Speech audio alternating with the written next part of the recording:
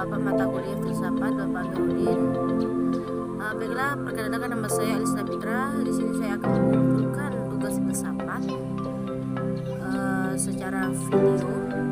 Baiklah, untuk yang pertama, hasil penelitian menunjukkan bahwa problematika guru terdiri dari problem internal meliputi kompetensi pedagogik, yaitu lemahnya menguasai kelas, miskin inovasi dan kreativitas, minat baca rendah, kurang menguasai teknik penelitian yang baik, dan guru kurang bahkan tidak menguasai media pembelajaran.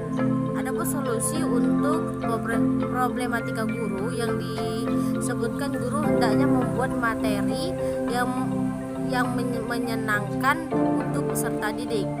Materi yang asik akan menjadikan peserta didik menjadi semangat menyelesaikan tugasnya dan tidak malas, karena baginya materi tersebut nyaman dan menyenangkan. Guru memilih materi yaitu dijadikan PR tidak terlalu sulit. Jika terlalu banyak dan sulit, maka siswa sudah membayangkan sesuatu yang kurang menyenangkan dan menjadikan malas untuk mengerjakan. Menumbuhkan rasa tanggung jawab pada peserta didik. Penanaman tanggung jawab di sini tidak harus dengan kekerasan hukuman fisik. Tanggung jawab dibentuk dengan cara memberikan kepercayaan kepada peserta didik, karena anak-anak akan lebih memutuskan suatu hal sendiri, bukan memutuskan hal oleh orang lain. Sebagai guru juga harus memiliki tanggung jawab dan mempraktekkan pada peserta didik agar mencontohnya. Seorang guru juga harus memiliki komunikasi yang baik dengan orang tua peserta didik. Jika ada PR di rumah, maka guru tidak segan untuk menanyakan PR tersebut dan keadaan peserta didik di rumah serta perkembangan pembelajaran di rumah. Orang tua juga harus menyadari pentingnya mengerjakan tugas sekolah. Jadi orang tua di rumah harus mengawasi pembelajaran di rumah. Yang kedua, permasalahan peserta didik pada saat ini dari jarak jauh. Pembelajaran jarak jauh di masa pandemi COVID-19. Dr. Abdullah Razak Fahrudin MPD, Kepala SMA Negeri 17 Samarinda, 29 November 2020. Permasalahan dan solusi pembelajaran jarak jauh di masa pandemi COVID-19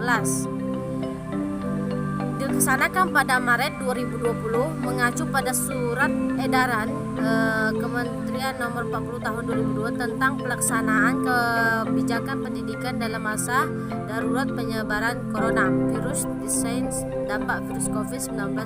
Proses pembelajaran dilakukan dari rumah secara daring pada suatu pendidikan dengan menggunakan berbagai sumber teknologi komunikasi, informasi dan media yang mendukung secara konsepsi memiliki tujuan yang baik. Pembelajaran jarak jauh yang dilakukan guru lewat media online seperti WhatsApp, Google Meet, Google Form dan jenis lainnya. Namun demikian, sistem ini perlu didesain dan teknik pembelajaran yang khusus agar dapat diterapkan. Evaluasi kebijakan perlu dilakukan untuk mengevaluasi sistem pembelajaran selama ini dilaksanakan di sekolah pada semua jenjang pendidikan. Berdasarkan hasil pengamatan yang dilakukan penulis, diperoleh gambaran bahwa pembelajaran jarak jauh dinilai belum efektif dan maksimal apabila diterapkan pada sekolah yang infrastrukturnya belum memadai. Hal ini dikarenakan pembelajaran jarak jauh berbasis teknologi memerlukan pendekatan yang berbeda dalam hal perencanaan, pelaksanaan, dan evaluasinya.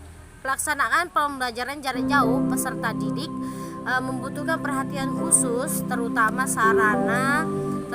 prasarana yang digunakan, jaringan internet yang memadai, dan motivasi dari diri agar dapat mengikuti proses pembelajaran yang bersifat mandiri.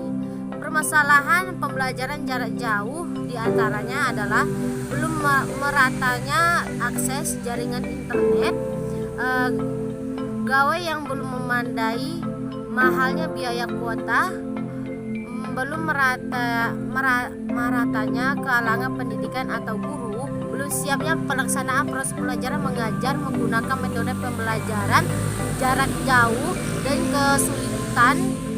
dan kesulitan orang tua dalam mendampingi anak-anaknya.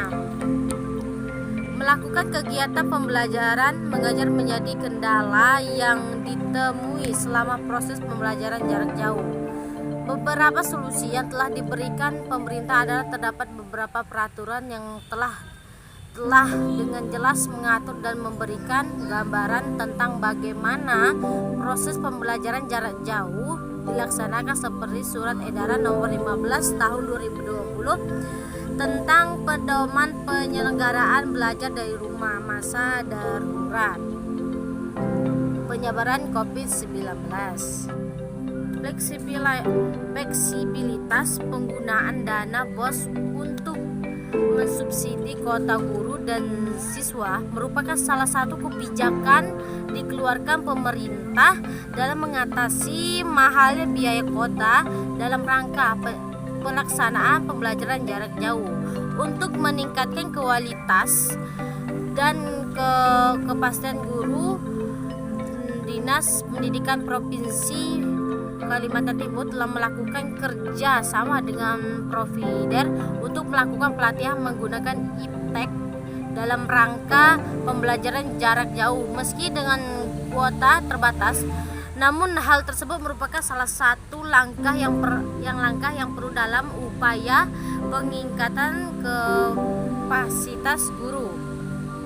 Peran kepala sekolah dalam mendorong dan tenaga pendidikan untuk iptek di masa pandemi ini merupakan salah satu unsur penting dalam pelaksanaan pendidikan jarak jauh ini. Dengan adanya kebijakan pemberian pelatihan melalui webinar ataupun workshop tentang proses pembelajaran mengajar bagi para pendidik dan dapat meningkatkan kualitas lembaga pendidikan tersebut dalam memberikan layanan bagi peserta didik. Adapun solusi untuk mengatasi masalah di atas diperlukannya. Nomor 3, sarana dan prasarana pendidikan pada saat ini. Sarana dan prasarana sangat mempengaruhi dalam proses pembelajaran mengajar, sedangkan saat ini sarana dan prasarana untuk mendidik memang kurang memadai, bahkan banyak sarana dan prasarana yang tidak layak untuk proses belajar mengajar. Seperti halnya sarana dan prasarana yang tidak memadai, yaitu gedung kelas bocor, bangku sekolah rusak, maupun tidak mencukupi lapangan yang tergenang air, ketidak lengkapnya buku di perpustakaan, tidak memadainya penggunaan teknologi dan informasi dan lainnya. Ketika sarana dan prasarana sekolah tidak memadai, maka akan mempengaruhi proses belajar mengajar yang dilaksanakan, yaitu akan menghambat proses mengajar. Guru akan memberikan serta menjelaskan materi yang akan disampaikan kepada peserta didik. Begitu didik akan kesulitan untuk memahami apa yang dijelaskan oleh guru. Oleh sebab itu, proses pembelajaran mengajar tidak akan berjalan secara efektif dan efisien. Masalah sarana dan prasarana kurang memadai juga dapat disebabkan oleh ketidakpedulian sekolah terhadap perawatan fasilitas yang ada, yang akan menjadikan buruknya sarana dan prasarana. Sikap acuh tak acuh pengawasan dari pemerintahan, banyak fasilitas di sekolah yang terbengkalai.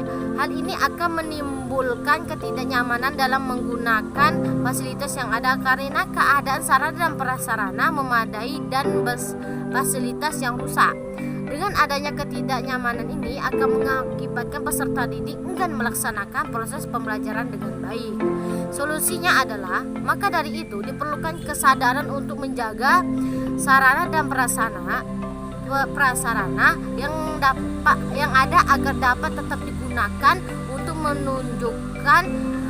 menunjang pendidikan. Pemerintah juga perlu diberikan bantuan terhadap daerah terpencil.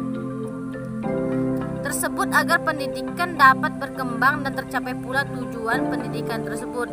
Dan kurangnya alokasi yang dana terhambat yaitu dalam hal banyak penyalahgunaan dana administrasi sekolah dan adanya oknum yang tidak bertanggung jawab dalam hal pendanaan sehingga adanya penyalahgunaan dana dan penghambatan proses pendidikan. Dalam hal ini pemerintah kurang tegas dalam mengenai oknum-oknum yang melakukan penyelewengan dana. Seharusnya pendidikan ini upaya yang dilakukan adalah pendidikan harus berjalan efektif. Dalam peningkatan pembelajaran seperti ini halnya mengajar pelajaran yang baik sehingga mutu serta didik lebih berkualitas dan perlu kejujuran serta rencana yang strategis terhadap manajemen keuangan pendidikan agar pendidikan saat ini teroptimalkan dan dapat meningkatkan sarana dan prasarana.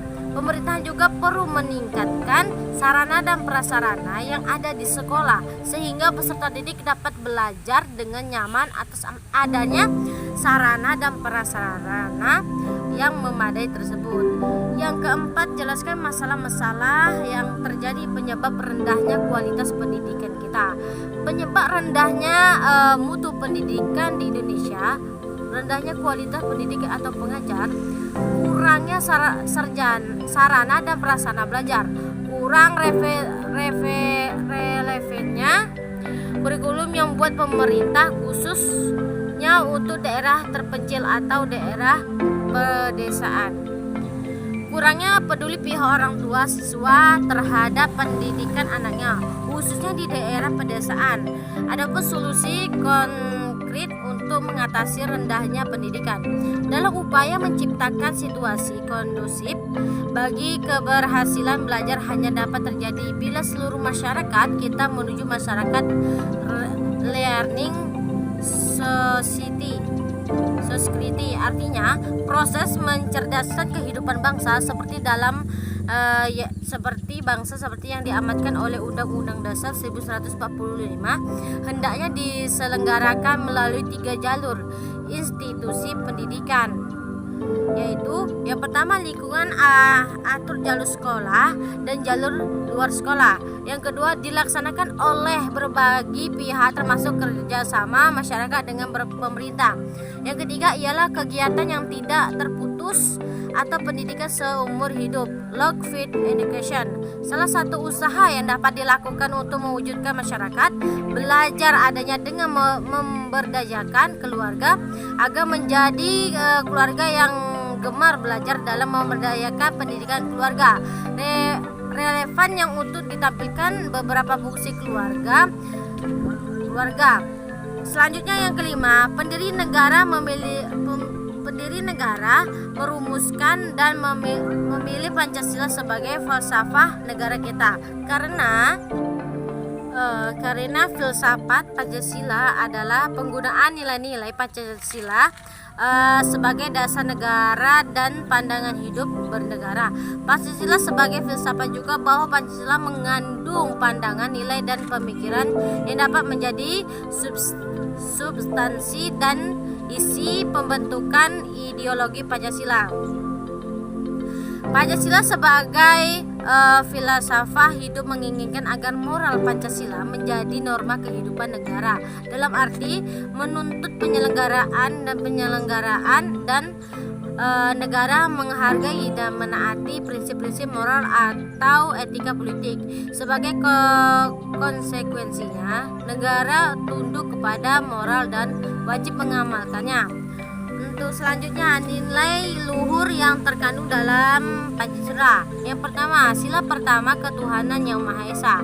Keyakinan terhadap Tuhan yang Maha Esa dengan percaya yang Maha Sempurna, Maha Agung, Maha Kuasa, Maha Adil dan Maha Bijaksana.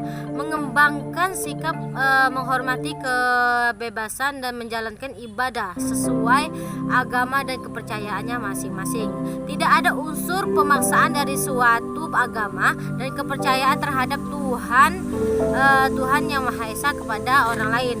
rukun hidup di antara sesama umat beragama, dan kepercayaan terhadap Tuhan Yang Maha Esa. Untuk yang kedua, sila kedua, kemanusiaan yang adil dan beradab. Adanya harkat dan martabat manusia, adil terhadap sesama umat manusia, menghargai terhadap perbedaan agama, jenis kelamin, ras, kedudukan sosial, dan lain-lain. Sadar tentang nilai-nilai kemanusiaan dengan tidak membuli. Yang ketiga, sila ketiga ialah persatuan Indonesia. Sadar dalam menempatkan persatuan dan kesatuan bangsa di atas suatu kepentingan pribadi ataupun golongan, sadar terhadap keanekaragaman suku dan kebudayaan bangsa, menumbuhkan rasa cinta dan tanah air bangsa, sadar dalam ketertiban dunia berdasarkan kemerdekaan, perdamaian abadi dan seluruh sosial, mampu serta rela mengkorbankan untuk kepentingan negara dan bangsa. Yang sila keempat, kerakyatan yang dipimpin oleh hikmat kebijaksanaan dalam permusyawaratan perwakilan. Rakyat merupakan pemegang kedaulatan bangsa, sadar bahwa setiap warga negara Indonesia memiliki kedudukan serta hak dan kewajiban yang sama, sadar untuk bermusyawarah dalam pengambilan setiap keputusan yang menyangkut kepentingan orang banyak atau masyarakat, di mana hal ini dilandasi dengan akal yang sehat dan hati nurani yang luhur. Sadar akan hak demokrasi dengan memperhatikan harkat dan martabat setiap orang lain, sadar untuk menjunjung tinggi setiap keputusan yang dicapai sebagai hasil bermusyawarah. Sila yang kelima, keadilan sosial bagi seluruh rakyat Indonesia. Sadar dalam mengembangkan perbuatan luhur yang mencerminkan sikap dan suasana kekeluargaan serta gotong royong, mengakui hak milik untuk hal yang bermanfaat bagi orang lain, sadar agar menghargai karya orang lain yang bermanfaat bagi kemajuan dan kesejahteraan bersama. Penjelasan Pancasila merupakan ideologi negara di mana hal ini merupakan kepercayaan dan sikap yang menjadi dasar suatu bangsa atau masyarakat dalam menginterpretasikan hidup, pandangan hidup yang memiliki bangsa menjadi tumbuh dan berkembang melalui proses sejarahnya, di mana hal ini mengalami perkembangan dari generasi ke generasi. Baiklah, mungkin hanya ini yang dapat saya sampaikan. Saya kurang dan lebihnya saya mohon maaf Pak, mungkin saya agak telat. Saya akhiri, wassalamualaikum warahmatullahi wabarakatuh.